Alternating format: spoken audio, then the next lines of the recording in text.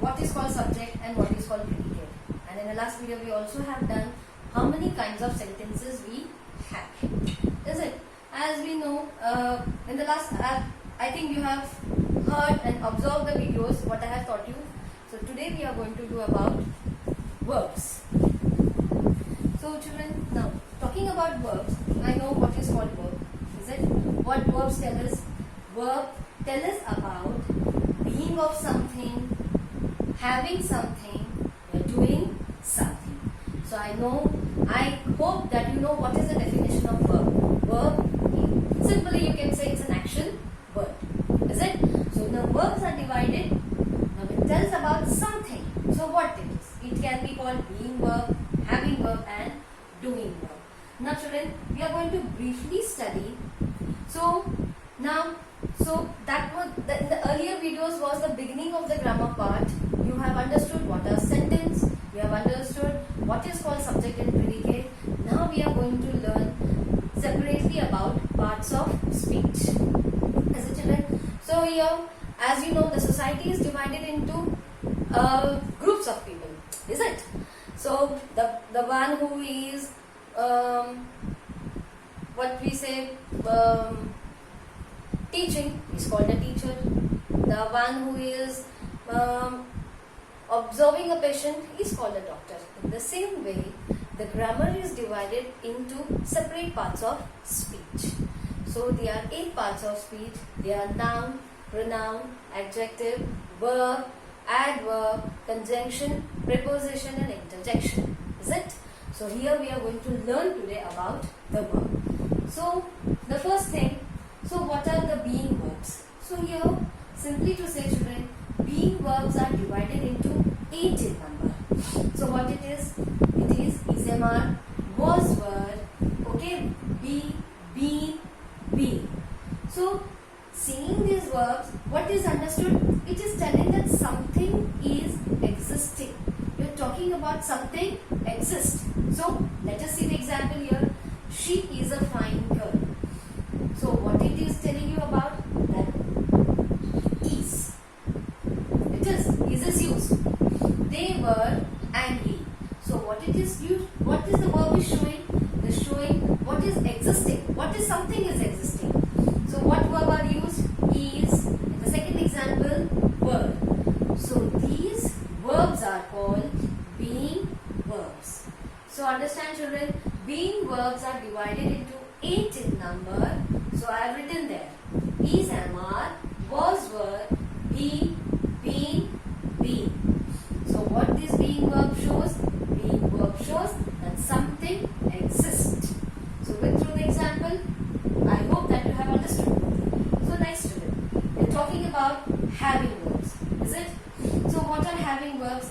Having verbs are divided into 3 in number. What are those? Has, have, had. So after these verbs, we are going to learn about tenses. And the uses of these is, am, are, and was, were, and has, have, had, you are going to learn in tenses. Now, I think you know where to use is, am, are, and I also think you know where to use was, were. Is, am, are is used in present tense and was, were is used in past tense. The same thing here. Has and have is used in present tense and had is used in past tense. Isn't it? Here you can say it uses in perfect tense also. So that we are going to do in later video, that is called tenses. So here what it is being shown. Now see, let us go through the example. She has a lot of money. What is the second example? I have several novels. So what it is showing? It is showing possession. So what you have. What is called possession? That what you have. So here what it is, which verb is used? Having verbs are used. Having verbs shows the possession and has, have, had. Such verbs are used. So these verbs are called having verbs. Now next student.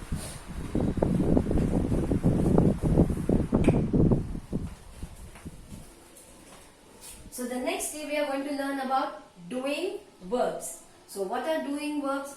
Doing verbs show some action.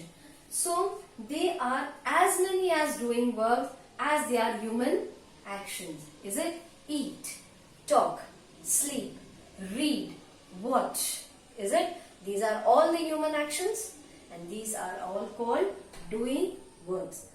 So many, as they are human actions, all those human actions are called doing verbs. So let us see the example. We play games. So what is the doing verb here? Play. I think about it. So what is the doing verb here? Think. Is it? So let us revise again. So what is verb? A simple definition of the verb is that all action words are called the verb. So the verb is tells about being verb, it tells about having, it also tells about doing. So being verbs are divided into 8 in number. And having verbs are 3 in number, has, have, had. And doing verbs, as many actions you have, so that is called doing verbs. Now see children. So here, the next part, what we are going to learn, that the verbs are divided into 3 forms. Is it? So that is what? Present, past and past participle. So it is important to learn these 3 forms of verbs because we use this different form of verbs. Is it? So again I repeat that verbs are divided into 3 forms. I am talking about 3 forms. So what it is? Present, past and past participle. So it is necessary to learn this. Why it is necessary? Because we use different forms of verbs. Now for example children, so when are you talking about the present situation, so what are you going to use? We are going to use present verb. She plays very well. So we are talking about the present situation. So she plays very well. So in that case, when you use the other example, I'll tell you, she played very well. So here what it is used? Just focus upon the verb. So what I used? P-L-A-Y-E-D. E-D is used, isn't it? In the earlier example, what I said? She plays. So the focus on, again you focus on the verb. With the verb, what it is used? S. So that is called the present form of verb. And in the next example, what I use? She played very well. Ed. Okay. So that is called the past verb. Yeah, it is also called past participle. So let us do that today.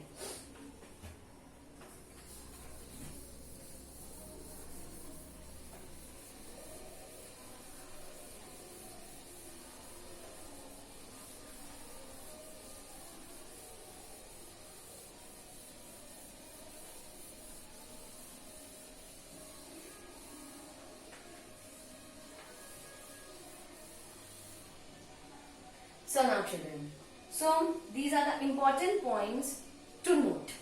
Okay, now see, past tense, ye past participles end with letters D, T or ED. Now see here.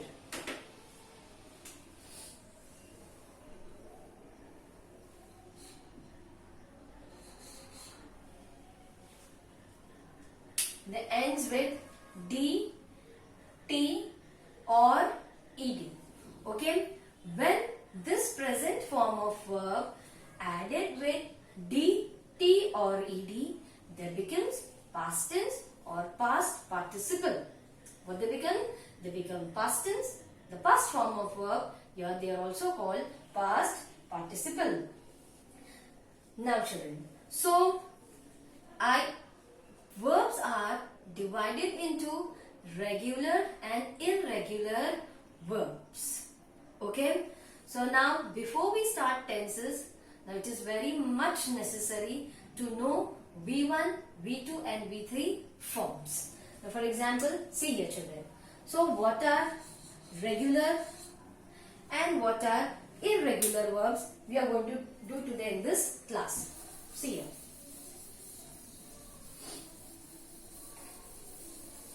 So what I said, when the present tense, your present form of verb added with dt or ed, it becomes past tense. Yeah, it is also called past participle.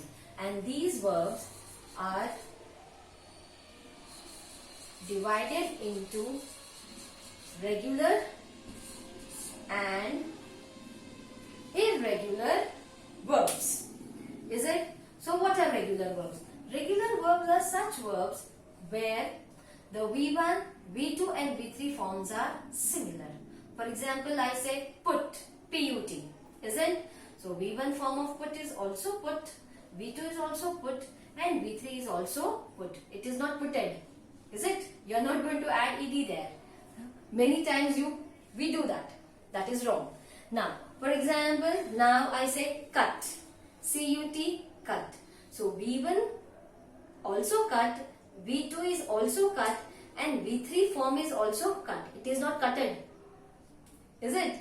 So these are called regular verbs. Regular verbs are those verbs in where V1 form and V2 and V3 form is as it is. It doesn't change.